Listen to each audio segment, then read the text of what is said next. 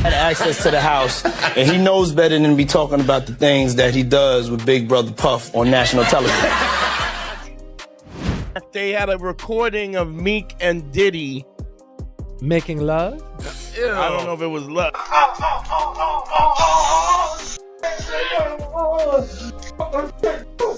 They want to make it. They want to make it so badly. You get these vulnerable people. Parents are letting you do this because they want to make it so badly. Yeah. And then you record them probably and say, if you do anything, we got this on you. You know, go through anything I went through. I don't wish that upon anybody. Justin Bieber just dropped a bombshell that could change everything we thought we knew about Diddy. 4 years.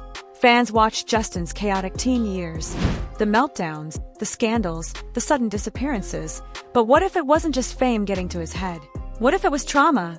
Now, Justin's finally speaking out, and what he's revealing is darker than anyone expected. A secret list, disturbing parties, and names you'd never believe were involved. This isn't just about Justin. This is about the hidden side of the music industry that's been lurking in the shadows for decades. But to understand why this is such a big deal, we have to go back to where it all started.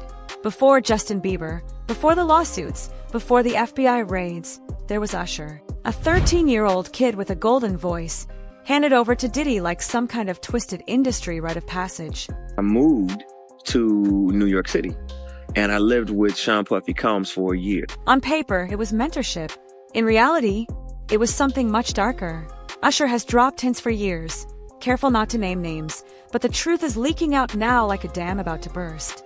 In a 2016 Howard Stern interview, Usher called his time with Diddy Puffy Flavor Camp, a phrase that sounds fun until you hear his tone. He described parties where very curious things happened, things he didn't understand as a teenager. When Stern asked if he'd ever send his own kids to something like that, Usher didn't hesitate.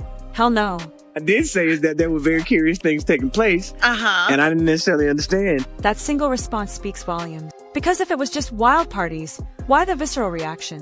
Why the lingering trauma in his voice decades later? Here's the most disturbing part.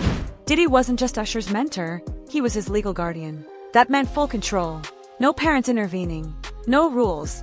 Just a teenage R&B prodigy living in Diddy's world, surrounded by grown men, alcohol, and whatever else went down in those infamous New York mansions. We used to wake up and, pause, but like just back in the days when he was like 10 and I was a little bit older, his older brother, we used to fight over the frosted flake. Usher admitted he was introduced to everything at 15. Everything.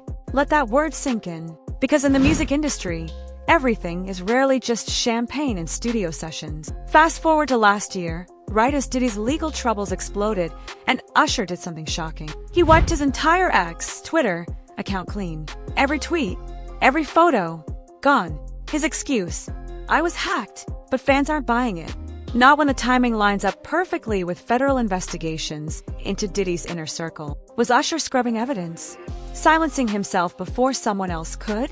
Or was this his way of finally cutting ties with a past he's been running from for 20 years? Now listen to how Usher described those years.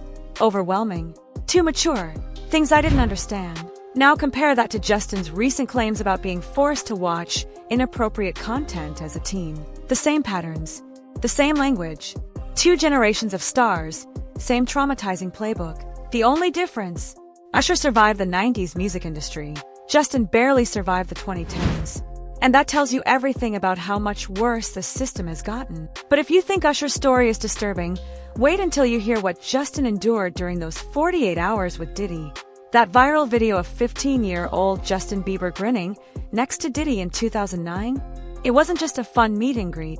What really happened during those infamous 48 hours is finally coming to light, and it's far more disturbing than anyone imagined. In the carefully edited vlog footage, Diddy smiles while telling cameras, where we're hanging out and what we're doing, we can't really disclose, but it's definitely a 15-year-old's dream. That ominous disclaimer takes on new meaning now. Because according to Justin's recent revelations, those unsupervised 48 hours involve being shown explicit material no teenager should see. Industry insiders suggest this was Diddy's modus operandi, a twisted initiation ritual disguised as mentorship. The most chilling detail, Justin's parents weren't present. No guardians. Just a child star alone with one of music's most powerful figures. Fans initially laughed when Justin posted a bizarre video of himself eating pizza, out during Cassie's lawsuit against Diddy. But insiders noticed terrifying details: the grainy, surveillance-style footage, the dead-eyed stare, the way Justin deliberately chewed in sync with Cassie's testimony. This wasn't random, it was a calculated message. Body language experts analyzed the clip and noted textbook trauma responses. The pizza? Likely a reference to Pizzagate, conspiracy theories about elite blackmail. Justin wasn't just snacking, he was sending smoke signals to those who knew the truth. Justin's experience mirrors multiple allegations against Diddy. Usher being shown adult situations at 15. Cassie's claims of being forced to watch explicit tapes. Anonymous backup dancers describing similar initiations. The common thread? Diddy allegedly used media as a control tactic. Show someone something shocking, and suddenly they're complicit. Keep the evidence, and they're trapped. For Justin, a homeschooled Christian kid, this psychological warfare would have been earth-shattering. Within 2 years of that weekend, Justin's behavior radically changed. 2011, first public meltdown at a fan event. 2012, arrested for drag racing in Miami. 2014, infamous egging incident leading to felony vandalism charges. What the media called teen rebellion now appears to be textbook trauma responsive. Psychiatrists note that sudden behavioral shifts in adolescence often stem from exposure to inappropriate sexual content. Justin's recent Instagram posts about reclaiming my childhood suggest he's still processing what really happened during those fateful 48 hours. But Justin wasn't the only young artist allegedly subjected to these tactics.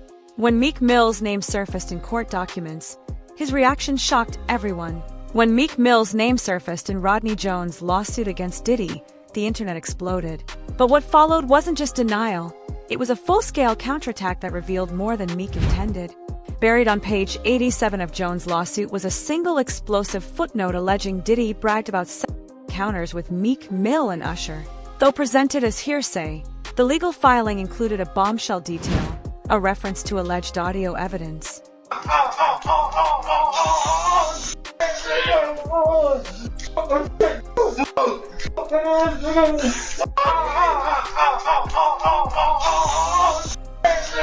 What? Yo, wait a minute! Within hours, Meek launched an X, Twitter, tirade so furious it broke engagement records. No man, or what would ever approach me about gay activity, and the whole place don't get flipped, woke up seeing this on every blog like they know I'm coming. But fans noticed something disturbing. The more Meek protested, the more his language mirrored classic trauma responses identified by psychologists. In his most shocking move, Meek offered $100,000 to anyone who could prove the rumor's origin. But instead of silencing critics, this unprecedented bounty revealed his access to serious liquid assets, raising questions about funding sources, inspired amateur sleuths to dig deeper into his Diddy connections, uncovered deleted 2014 tweets about weird shit at Diddy's Grammy party. Forensic accountants noted the amount precisely matched payments described in Cassie's lawsuit for hush money, a chilling coincidence. The infamous 2014 Grammys afterparty, where police shut down Diddy's yacht, keeps resurfacing. Eyewitnesses described Meek serving as official host, minors present despite alcohol flowing freely, security confiscating phones at the door. When asked directly about this event in 2023, Meek abruptly ended a Breakfast Club interview, his publicist citing scheduling conflicts as he stormed out. Body language analysts identified troubling patterns in Meek's denials. Excessive lip licking, stress indicator. Uncontrollable blinking, cognitive dissonance. Repeated crotch adjusting, defensive posture. Most damning, his 2021 track, Pain Away, contains the lyric, "They got videos of N.S. in compromising positions. I seen M." Fans now wonder, was this a confession hiding in plain sight? While Meek fights rumors, one artist escaped Diddy's circle entirely, and his warning signs are even more chilling. Just when you thought the story couldn't get more explosive, a recording surfaced that sent shockwaves through Hollywood. While the full audio remains private, insiders claim it contains conversations that confirm Justin Bieber's darkest claims. The most chilling part, multiple voices can be heard, including some that sound eerily familiar. Fans who analyzed the clip noticed something disturbing. The background noise suggests this wasn't just some casual hangout. There were others present, possibly younger artists, possibly against their will. And if this tape is real, it could be the smoking gun that brings down one of music's most powerful figures. But here's what nobody expected. Diddy's own business partners may have known all along. In 2023, Diddy's $100 million deal with liquor giant Diageo suddenly collapsed in a blaze of lawsuits and accusations. At the time, it seemed like just another celebrity business feud. But now, the timing looks suspicious, because buried in the legal documents was one shocking detail. Diageo executives allegedly warned each other about Diddy's problematic personal conduct years before the split. They knew, and they still did business with him. This raises an even darker question. How many other powerful people turned a blind eye to what was really happening at those infamous parties? The answer might explain why Justin Bieber stayed silent for so long. When the whole industry is protecting its secrets, who can you really trust? Speaking of secrets, one artist saw the truth early and made a stunning escape. While Justin and Usher were getting pulled deeper into Diddy's world, one rapper saw the red flags immediately and ran. Uncle Luke, the Miami hip-hop legend, recently revealed why he always left Diddy's parties early. His exact words, "I don't know what goes on after hours, but I wasn't trying to find out." That chilling admission says everything. Because when a veteran artist who's seen it all refuses to stick around, you know something isn't right. Why won't you party with me for your birthday, man? We partied for my birthday before. You came to my party. No, but me and you ain't never really party, you know what I'm saying? Even more telling, Luke turned down big money to appear in Diddy's music videos, famously saying, "All money ain't good money." In hindsight, that might be the wisest career move anyone ever made in this saga. But the biggest question remains, why is Justin speaking out now? For over a decade, Justin Bieber carried this secret. Through his breakdowns, his canceled tours, his mysterious hospitalizations. So why break his silence now? Insiders point to two key moments. First, Cassie's lawsuit against Diddy last year opened the floodgates. Then came the FBI raids, concrete proof the authorities were finally taking this seriously. But perhaps the real reason is simpler. Justin's a father now. With his own child in the world, maybe he couldn't stay silent anymore about what happens to young stars in this industry. His recent Instagram posts tell the story, deleted photos, cryptic captions, and that now infamous pizza video filmed like a surveillance tape. Every move feels calculated. Because this isn't just about revenge, it's about making sure no other kid goes through what he did. So what do you think? Is Justin's story the tip of the iceberg? Could more big names come forward? And most importantly, will Diddy finally face real consequences? Drop your theories in the comments, because this investigation is far from over. Don't forget to like and subscribe, because you don't want to miss what happens next.